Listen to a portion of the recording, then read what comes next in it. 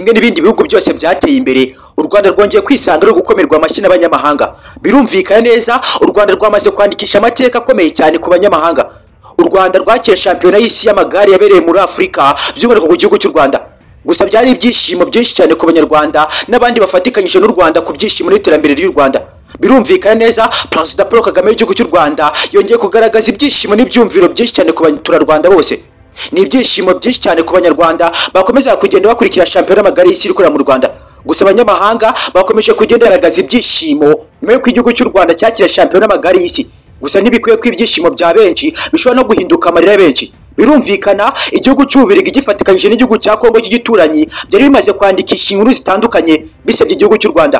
U Rwanda ntabwo ari igihugu cyiza cyagakwiye kwakira shampiyona y'amagare y'isi. Gusa birumvikana umujinya wa benshi kuba perezida batandukanye ba perezida w'Ububiligi nubwo yakomeje kugenda agaragaza akamwenyu na perezida w'igihugu cy'u Rwanda bari guseka. Bikwiyeho nanone ko perezida w'Ububiligi yakomeje kugenda yandikisha inkuru zitandukanye. Nta kindi kiri kuvuga mu Bubiligi uretse u Rwanda gusa. Ese ushobora kuba uri kwibaza u Rwanda ruri kuvuga inkuru nziza mu Bubiligi nubwo rwakiriye Ububiligi bukaza gukina shampiyona y'amagare y'isi iri mu Rwanda?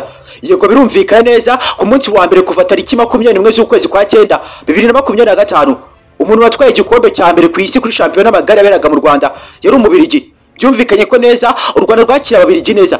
Gusa nubwo u Rwanda ari igihugu cyiza kandi kigira umutima mwiza, ntabwo bikwiye ko kwakira Umubiligi akanatwara yewe igikombe agikuye mu gihugu cy'u Rwanda cyangwa se gikesha amaboko y'u Rwanda.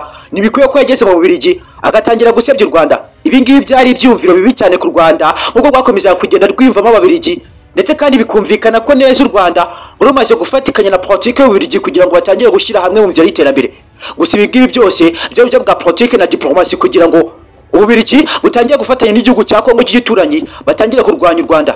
Ibi ngibi byari ibyumviro bibi ku banyarwanda ndetse no kubakunda u Rwanda bose bakomeza kugenda babona Ububiligi akomeza kugenda asebya u Rwanda.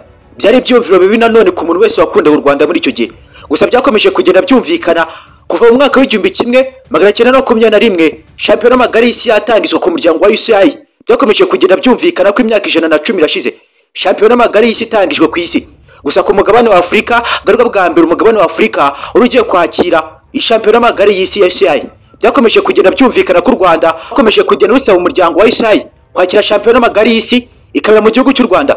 Rw'imisozi igihumbi bidatinze batazuyaje haje kwemererwa shampiyona y'amagare y'isi maze itangira kuhabera.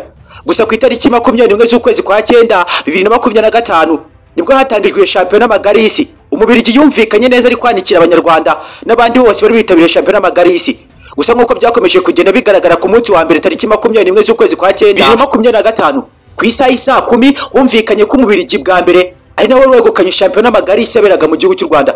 Gusa mu by'ukuri byari ibyishimo cyane ku Babiligi n'abanyarwanda bafatikanyije. Birumvikana u Rwanda rufite umutima mwiza, Ababiligi, ariko rero n'Ababiligi bo bafite umutima mu Rwanda. Gahunda bafite uretse kwica u Rwanda n'abanyarwanda barutuye. Gusa ibi ngibi ntabwo byabahira bitewe no ku Rwanda rwamaze kwisobanukirwa kera. Hari icyitwa Formula 1. Iri ni itsinda rizwi ryo kugenda mu tumodoka twirukanka cyane, uretse ko mu Formula 1 gishorwamo agatubutse.